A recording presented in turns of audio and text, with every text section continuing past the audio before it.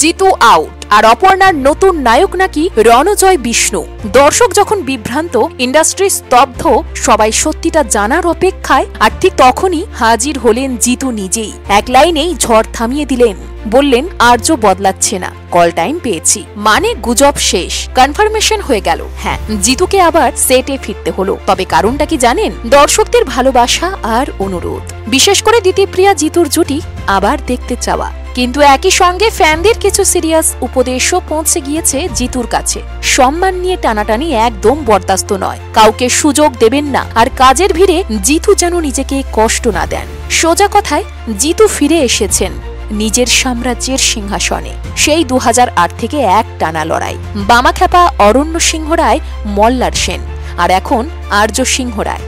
এত সাফল্যের পরও 80% ক্রেডিট তিনি দেন টেকনিশিয়ান বন্ধুদের, আর এটাই তাকে আলাদা করে। তবে একটা প্রশ্ন এখনো দর্শক মনে কাঁটা হয়ে রয়ে গেল, দিতিপ্রিয়া জিতুর ঝামেলা কি সত্যিই মিটে গেছে, নাকি সামনে আরো বড় কিছু অপেক্ষা করছে? আচ্ছা, জিতুর কামব্যাক নিয়ে আপনার রিয়াকশন কি? জিতুর ফেরাটা সঠিক সিদ্ধান্ত নাকি ভুল? জানান কমেন্টে।